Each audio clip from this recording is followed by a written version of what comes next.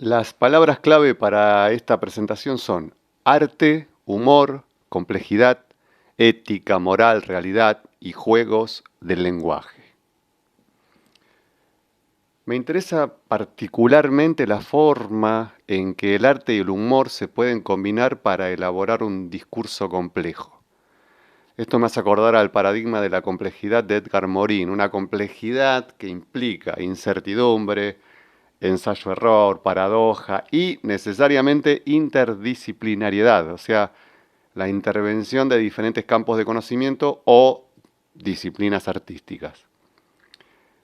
El material artístico que voy a usar de referencia para esta presentación va a ser el programa de TV Peter Capusotto y sus videos, emitido por la TV Pública Argentina durante los años 2006 y 2016, más o menos, al que iré poniendo en diálogo con autores como Tolstoy, Kant, Hegel y otros.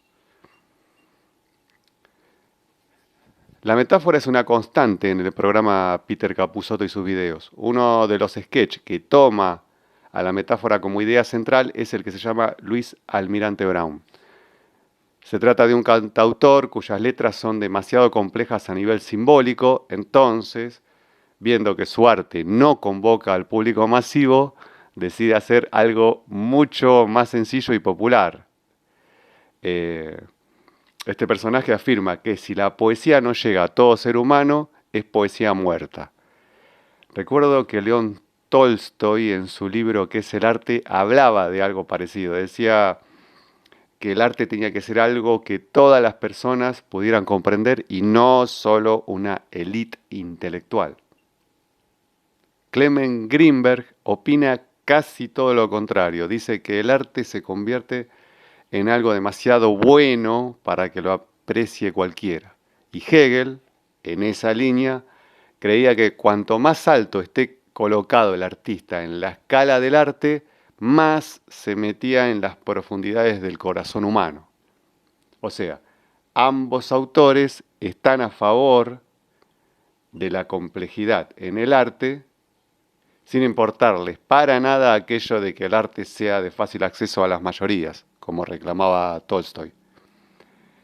En el sketch que tiene como título Está hablando del Faso, hay una introducción que hace Capusotto en donde dice que detrás de una canción se esconde otro significado, detrás de ese significado se esconde otro, después otro más, etcétera, etcétera. Esto me parece que no es otra cosa que las cadenas de significantes. Y donde hay significantes hay concepción de mundos. En este sentido, Paul Ricoeur habla de que la metáfora suspende al mundo tal como creemos que existe y lo sustituye por un régimen de infinitos mundos paralelos, que son los que justamente cada intérprete confecciona a su propia semejanza, creencia, ideales, etc. Pedro Rendón dice que a través del símbolo y la metáfora, agrego el humor, podemos revelar aspectos ocultos y no tan visibles de la condición humana. Y al revelarlos, probablemente podamos reflexionar sobre ellos.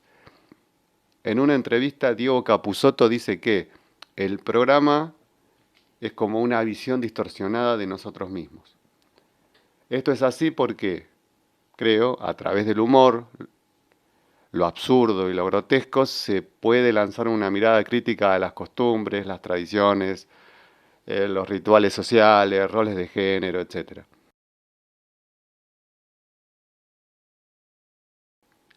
Es obvio que los fenómenos sociales influyen en la producción artística de cada comunidad. Como dice Rendón, el arte no es arte con independencia de la sociedad. Me gusta mucho más como lo dice Anne Kaukelin. El juego del arte y del humor, podemos agregar, es reflejo del mundo.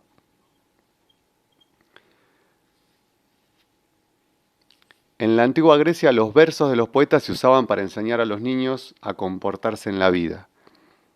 Platón estaba absolutamente en contra de esta idea porque pensaba, según Arthur Danto, que los filósofos tenían que ser los que enseñasen la moral. una pregunta. ¿Hay límites éticos en el humor y el arte? En el caso de la comedia, Capusotto admite que no hay un límite ético y que el límite sería, en todo caso, lo que no hace reír. Con esto quiere decir, por ejemplo, que una situación catastrófica en la vida real, bien contada en la ficción, puede causar una carcajada. Bueno, Noel Carroll dice que el arte no es fuente de conocimiento moral. Y Danto coincide porque cree que en el arte no hay preocupación estética o moral. En cambio, el Lin Jon piensa que el arte sí puede otorgarnos cierto conocimiento sobre lo moral y que lo hace a través de la simulación. Esta simulación se da cuando nos identificamos con los personajes de ficción. Dos de los sketches que abordan el tema de la ética y la moral en el programa de Capusotto son Jorge Mecoño, que es un personaje al que no le importa para nada el prójimo y disfruta de las desgracias de los demás incluso, y Mickey Vainilla, quien detesta a los pobres y discrimina a todos los que no responden al canon estético de su preferencia. Tanto afirma que el arte está a cierta distancia de la realidad. Sin embargo, no podemos negar que hay una cercanía estrecha, porque representa cosas reales y se inspira, como vimos antes, en lo que sucede en cada sociedad. Pero el arte también tiene un vínculo de lejanía con esa realidad, porque primero es una mímesis. Segundo, porque tiene la libertad de representar cosas que no existen. Por ejemplo, el triángulo de Penrose, un unicornio o imágenes que se parecen a sueños. Danto justamente dice que las experiencias estéticas son como sueños de vigilia. Y Kaukelin coincide que el trabajo de la obra se asemeja a la ficción onírica. No solo hay acercamiento y lejanía con la realidad. Me parece que el arte y el humor también pueden servir para evadir esa realidad. Por ejemplo, dice Diego Capusotto en una entrevista, que sirve para escapar de la angustia de que somos finitos. La metáfora, el arte y el humor nos dan la posibilidad de deconstruir el lenguaje, romperlo, crear neologismos. Kaukelin diría escapar al logos discursivo. Es típico del humor el jugar con el lenguaje, combinar palabras, cambiarlas de orden, fusionarlas, resignificarlas, aparece el doble sentido, etc. En el programa de Capusotto ese juego con el lenguaje aparece constantemente. Wittgenstein decía que la ética, la religión y la estética son cosas que se le escapan al lenguaje y a la ciencia. Un buen ejemplo es el que podemos observar en el sketch Nicolino Roche. Este es un personaje que habla y canta con palabras raras y sin sentido, o capaz con un sentido que solo él conoce.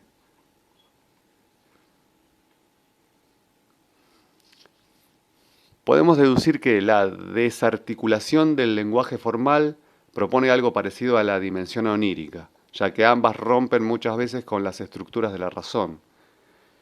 Y si hablamos de razón, a mí particularmente me gusta la diferencia que hace Edgar Morin entre racionalidad y racionalización. Él dice que la racionalidad tiene una dialéctica con lo real, pero al mismo tiempo admite que la lógica con que se mira la realidad desde la racionalidad tiene sus limitaciones. En cambio, la racionalización confía en la efectividad total de la lógica y conduce a verdades unilaterales.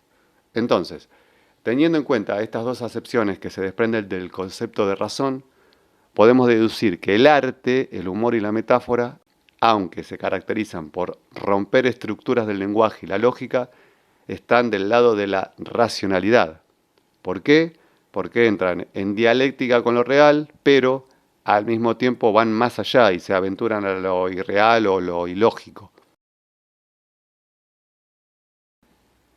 El programa Peter Capusotto y sus videos me ayudó a pensar que el arte y el humor pueden elaborar discursos complejos, jugar con la paradoja y el lenguaje, provocar el pensamiento crítico, transformar al receptor en intérprete y creador de sentido o mundos. permiten abordar temas traumáticos a través de la poesía y la risa, lo que se llama sublimación, revelar aspectos profundos o absurdos de la condición humana, reflexionar sobre ética y moral, involucrar las emociones, influir en los estados de ánimo y entrar en dialéctica con la realidad, ya sea alejándose o acercándose a ella. Pienso que el arte y el humor en cualquiera de sus formas son manifestaciones en donde intervienen la imaginación, la creatividad, el conocimiento y la comunicación entre los seres humanos. Nietzsche dijo que la vida sin música sería un error. Yo agrego humildemente, ¿no? Con permiso de este gran pensador, que la vida sin risa también sería un error.